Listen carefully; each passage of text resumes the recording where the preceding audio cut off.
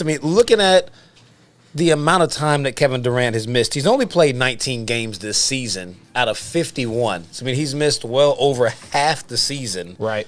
And he's walking in $50,000 lighter on the pocket after the fine for this ridiculous DMs with Michael Rappaport.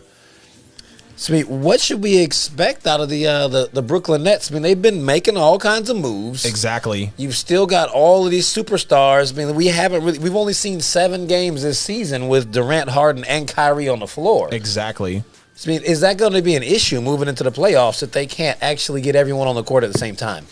I don't think it'll be an issue because we've seen Brooklyn, being so dominant, second in the East with the record. I want to say 36-15 on their record. And I mean, Brooklyn looks great. We know they have James Harden. We know they have Kyrie Irving, Kevin Durant, Blake Griffin, LaMarcus Aldridge, Spencer Dinwiddie, DeAndre Jordan. They've got dogs out there. But with Kevin Durant still not being able to play, and you look, KD was having a great season early off. I mean, some people were calling for MVP. He was already averaging 30 through 19 games, 29, if you want to be technical, but we'll go ahead and give him the extra point. But you see Brooklyn's been rolling right along, and I mean, the fact that they have grabbed all these other players outside of KD's injury, I mean, it shows you Brooklyn's not going forward with the confidence that they can win without Kevin Durant, but I will go ahead and say it. I don't think Brooklyn needs Kevin Durant to win the finals because look what they've been doing without him. And it's kind of like when you look at when he went to the Warriors, it kind of feels like the same situation, but now he's supposed to be the #1 guy, but the injuries are holding him back, so now they're bringing more pieces in around him, and I think it's just hurting his case because the more that they build, the more padded they come without you, and I don't know how the contracts are going to work out, the playing time that these guys might truly see on the court, but Brooklyn was making these moves because they believe that this is what it takes to get them over the hump. They've been battling, and when they brought Durant in, he was that move, but he's only been on for 19 games. And let's just break down KD's career real quick.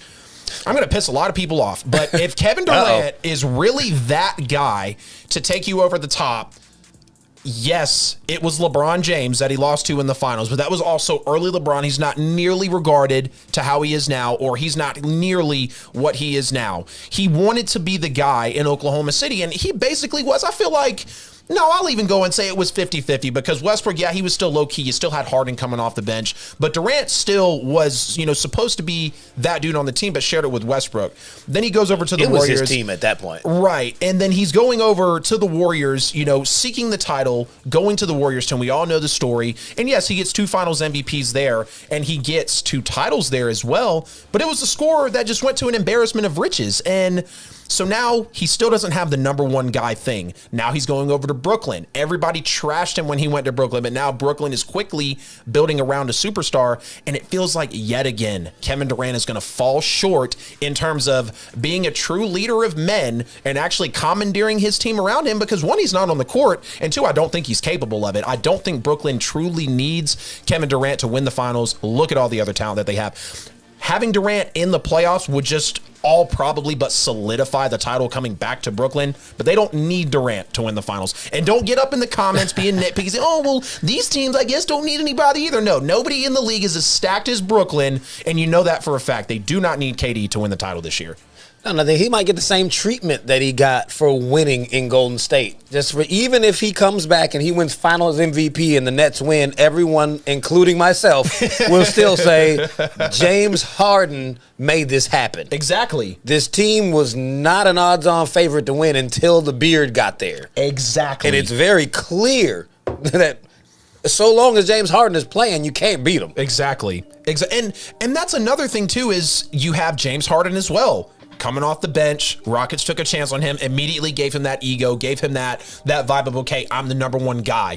And this is what I said. I said it back at the very beginning. You said only 7 games with KD, Harden, and Kyrie on the floor. Yep. We don't know if when tension gets running high in the playoffs, if you're maybe down 3-2 and you got to make a couple shots, both KD and Harden want to be the #1 guy. You can say what you want about it, but both of those guys are meant to be superstars. And that's a new thing that's coming into the NBA. It's never been a league where you've got 2 or 3 stars on a team. It's always been 1 or 2 built around it. But when you have as strong-headed guys and as lethal scorers as James Harden and Kevin Durant, I'm sorry, but I think eventually you're going to get a slight clash, and it might be in the playoffs when you don't need it to happen. So, like I said, Kyrie feels like he's that guy too. There you go. And I said it when Harden came over. You already had two big personalities, KD being really soft with the media, Kyrie Irving doing whatever the hell he does, and then bringing over Harden. It's like it feels like a beautiful disaster. They're making it work. They're looking really good, but season's not over. Still a lot of basketball to play. They could get out of the East, but just wait until you get to that one moment.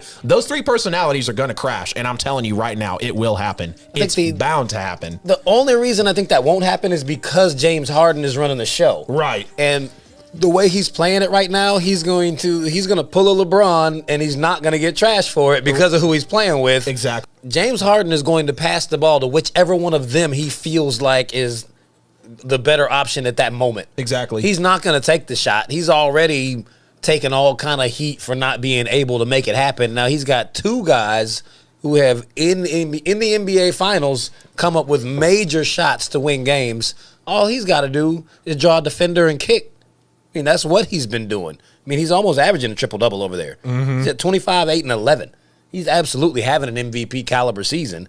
With those guys out there, I think he's the reason why that's not going to be an issue. Right. And I even think a better formula is you look at, like, Kyrie, we know Harden can pass the ball, and we know he's a true distributor, but Kyrie also being that point as well, because obviously Harden and Durant are more of lethal scorers than Kyrie. You could put Kyrie in there as well because he'll score at will, but then you go back to the playoff depth, the playoff experience with the shots. So I think it could run even more beautifully that way, man. I'm loving to seeing Kevin Durant's mom on the sidelines right here. I mean, Kevin Durant is looking comfortable, wearing the highlighter shoes as always.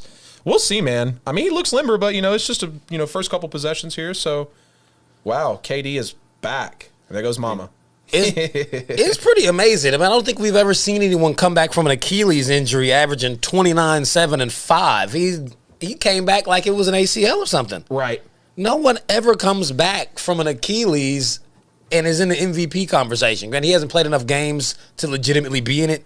But, I mean, he was on the cusp of having a 50, 40, 90 season, averaging 30 points a game, fresh off an Achilles. Right. I mean, that is amazing. Yeah, I agree. And he was in the conversation for MVP as well. So I want to see Durant get back to that lethal player that I basically, when I first got into basketball, like he was probably the most lethal scorer like in my time when I was watching him coming up. I know there's a lot of people out there, but I'm just saying what Kevin Durant actually showed me early on in the game, and him going through all this, it's like we're losing sight of Kevin Durant. Like we see little spurts, and then he's been out for the last 23 games, only played 19. Can you imagine what Brooklyn would truly be if they actually had Durant for the whole season? I mean, God, man, they might be looking at